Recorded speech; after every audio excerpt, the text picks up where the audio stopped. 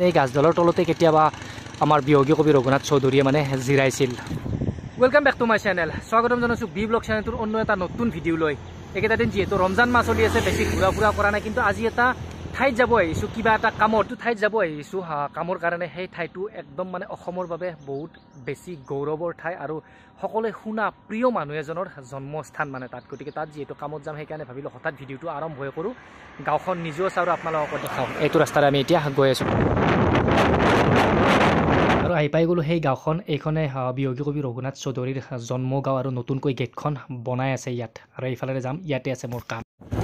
আৰু এইখনে সেইখন গাঁও, ইয়াতে বিয়োগী কবি ৰঘুনাথ চৌধুৰীৰ জন্ম হৈছিল।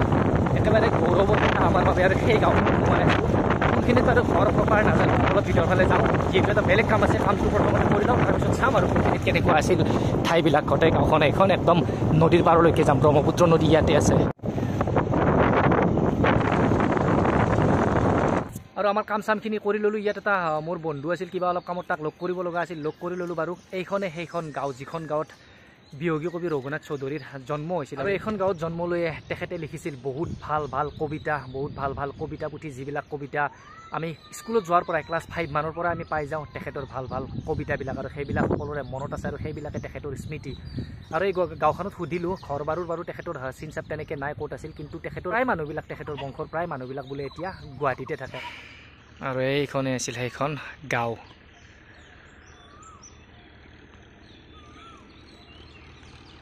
আৰু এই গাঁওখনত আহি বহুত বেছি ভাল লাগিল, কাৰণ বিয়োগী কবি ৰঘুনাথ চৌধুৰীৰ জন্ম গাঁৱত আছোঁ। কিন্তু অলপ বেয়াও লাগিল, কাৰণ এজনক সুধিলোঁ ইয়াত কিবা সংগ্ৰহালয় আছেনে তেখেতৰ নামত, কিন্তু তেনেকুৱা ধৰণৰ সংগ্ৰহালয় ইয়াত একোৱেই নাই। তোৰ যদি ঘৰ চৰ কিবাকৈ সংগ্ৰহ কৰি ৰাখিলহেঁতেন ইয়াত, যে ঘৰ আগৰ পুৰণি ঘৰ কিবাকৈ যদি সংগ্ৰহ কৰি ইয়াত ৰাখিল হয়, বা তেখেতৰ কিবা চিন চাপ ৰাখিল হয়, তেতিয়া ফুৰিব আহি মানুহে সেই বস্তুখিনি দেখিলেহেঁতেন আৰু তেখেতৰ স্মৃতিটো অলপ বেছি মজবুত হৈ থাকিলে। আৰু আমি আহিও কিবা এটা চাব পাৰিলোঁ হয় যে ৰঘুনাথ চৌধুৰীৰ এইটো ঘৰ, ৰঘুনাথ চৌধুৰীৰ এইখিনি বস্তু, ৰঘুনাথ চৌধুৰীৰ এইখিনি মানে ঠাই, এইখিনি ঠাইতে তেখেত আছিল। তেনেকুৱা ধৰণৰ স্মৃতি থকা হ'লে চাই বহুত বেছি ভাল লাগিলে। এতিয়া গাঁওখনত ফুৰিছোঁ, কিন্তু তেখেতৰ স্মৃতি তেনেকুৱা একো মানে সংগ্ৰহালয় একো পোৱা নাই। আৰু এইফালে আমাৰ য'ত মানে কামটো আছিল, সেই কামটো এইফালে আছে। আৰু তাৰ পৰা চিধা আমি এতিয়া ব্ৰহ্মপুত্ৰৰ পাৰলৈ, মানে ইয়াত লাওপাৰা চৰ যে আছে, চৰৰ ফালে গৈ আছোঁ, ফুল্লি মানে গাঁৱলীয়া ভাইব এটা ল'বৰ বাবে। আৰু এইফালে এইটোৱে ৰাস্তা, এনেকুৱা কেঁচা ভাঙা ফুটা ৰাস্তা। আৰু সেইফালে গোটেই গাঁওখন ব্ৰহ্মপুত্ৰৰ পাৰত এটা মানে ফুল গাঁৱলীয়া ভাইব এটা লৈ আছোঁ আজি। এইফালে গোটেই মাকৈৰ খেতি এইবিলাক, আৰু এইফালে গোটেই মাকৈৰ খেতি আছিলে এইবিলাক। আৰু ৰাস্তা চাওকে, বোন আৰু মাটিৰ ৰাস্তা আজিকালি দেখিবলৈ পোৱা নাযায়, কাৰণ আমাৰ ফালে সকলো ৰাস্তাই এতিয়া পকা।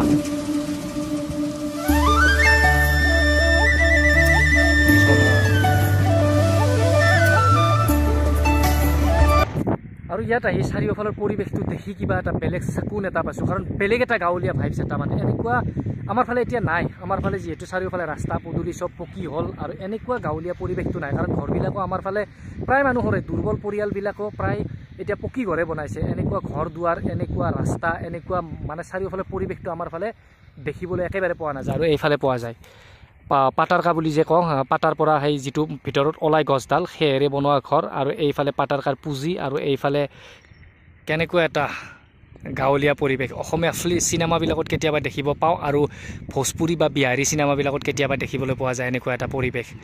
এইফালে চাওক সেই পৰিৱেশটো, সেই কেইঘৰ মানুহৰ পৰিৱেশটো চাওক কেনেকুৱা। আৰু তাত মাকৈ ওলাই আছে মেচিনেৰে।